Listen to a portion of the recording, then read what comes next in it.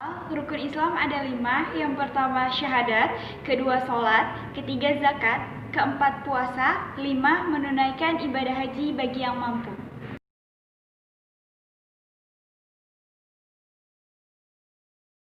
Jawabannya adalah benar, karena sholat menurut istilah adalah rangkaian kegiatan yang diawali oleh takbiratul ihram dan diakhiri dengan salam.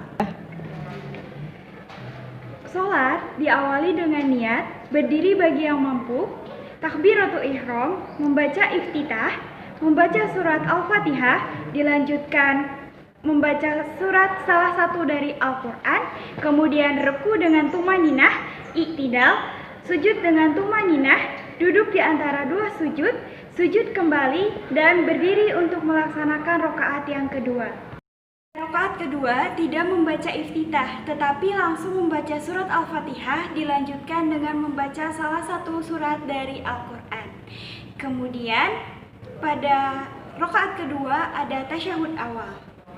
Setelah itu ada rakaat ketiga dan rakaat keempat sama seperti rakaat kedua. Kemudian sholat ditutup dengan tasyahud akhir dan diakhiri oleh salam.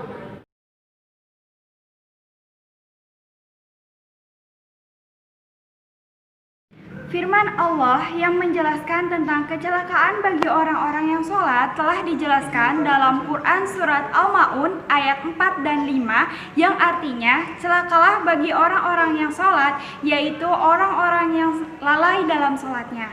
Lalai di sini dalam artian lalai hingga meninggalkan sholat, lalai memperhatikan rukun sholat sehingga ada yang tertinggal, dan yang terakhir yaitu lalai dan tidak menyempurnakan sholatnya.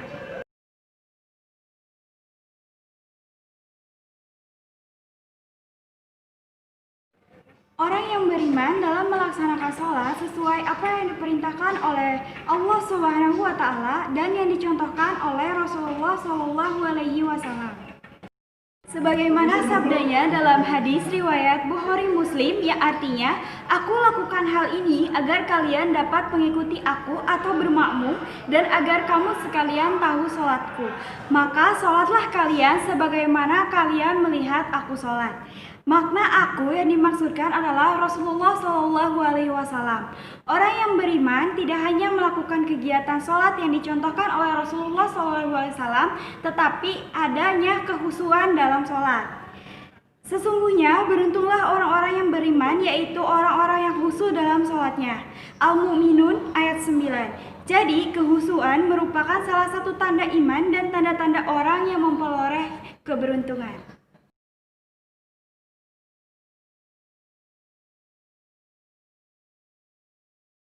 Dalam Al-Quran sering menggandengkan antara perintah zakat setelah perintah sholat.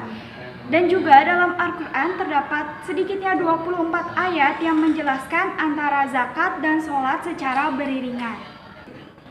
Hal ini menandakan bahwa sholat sebagai ibadah yang spesial tetapi tidak terlepas dengan ibadah sosial berupa zakat. Dengan kata lain, manusia yang beriman adalah manusia yang bisa memposisikan antara ibadah dengan Allah Subhanahu wa Ta'ala dengan hubungan individual berupa ibadah sosial.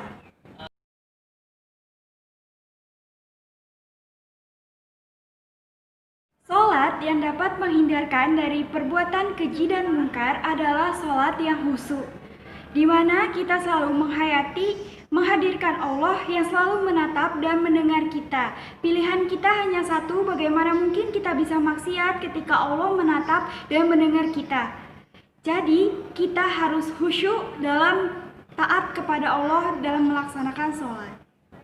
Bagaimana firman Allah Subhanahu wa Ta'ala yang artinya, sesungguhnya Allah melihat engkau saat berdiri, ruku, dan sujud. Sesungguhnya Allah Maha mengetahui lagi Maha mendengar.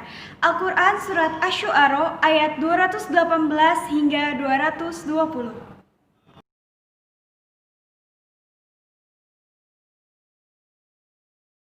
Syarat wajib sholat yaitu beragama Islam, sudah balik, dan berakal sehat. Adapun syarat syah sholat adalah suci dari hadas dan najis, menutup aurat, tempatnya suci, masuk waktu sholat, dan yang terakhir menghadap kiblat.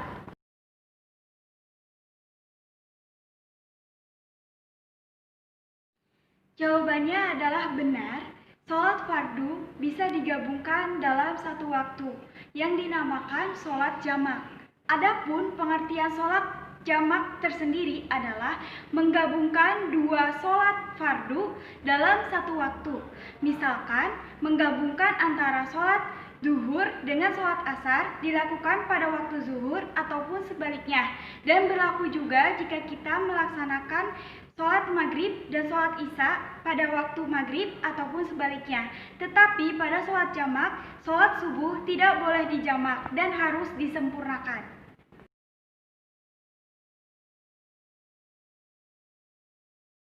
Jawabannya sudah jelas tidak boleh, karena dalam sholat jamak pun hanya menggabungkan dua waktu dalam satu waktu, tidak menggabungkan 5 waktu dalam artian semua sholat dalam satu waktu.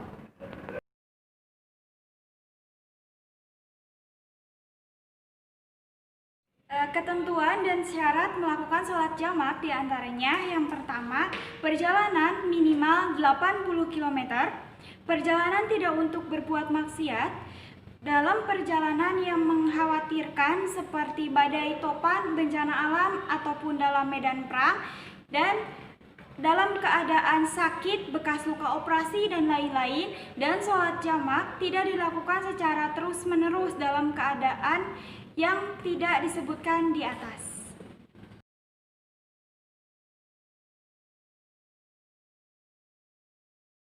Jawabannya adalah benar, sholat fardu dapat diringkas. Meringkas sholat fardu dinamakan sholat qashar, di mana sholat fardu yang 4 rakaat bisa diringkas menjadi 2 rakaat saja.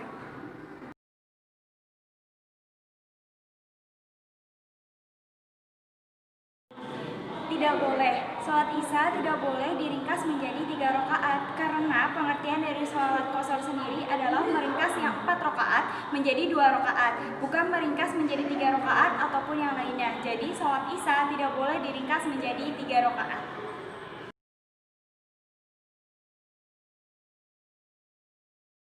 Di antaranya yang pertama, perjalanan minimal 80 km, perjalanan tidak untuk berbuat maksiat, dalam perjalanan yang mengkhawatirkan seperti badai topan, bencana alam, ataupun dalam medan perang, dan dalam keadaan sakit, bekas luka operasi, dan lain-lain.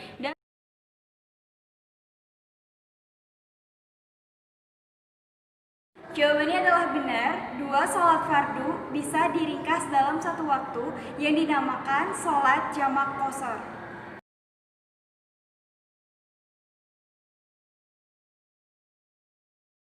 Jawabannya tidak boleh. Kita tidak boleh meringkas 5 waktu sholat fardu dalam 5 rakaat. Akan tetapi kita dapat menjamak qashar antara sholat isya dan sholat maghrib menjadi 5 rakaat dengan ketentuan 3 rakaat sholat maghrib dan 2 rakaat sholat isya yang sudah diqashar.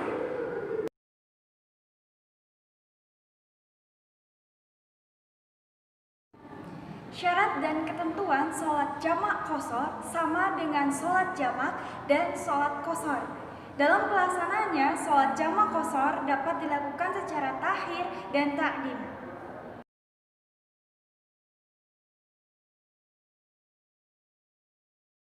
Iya pernah, alhamdulillah tidak pernah lupa.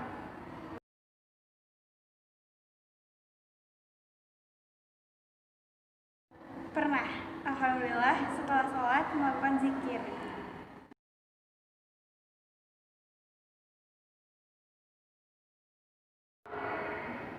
Untuk zikir biasanya menggunakan istighfar 3 kali, membaca surat Al-Fatihah dan ayat kursi, membaca tasbih, tahmid, tahlil, dan takbir 33 kali. Dan untuk doa, pertama membaca doa setelah sholat, membaca doa keselamatan dunia akhirat, membaca doa sapu jagat, dan membaca doa untuk kedua orang tua.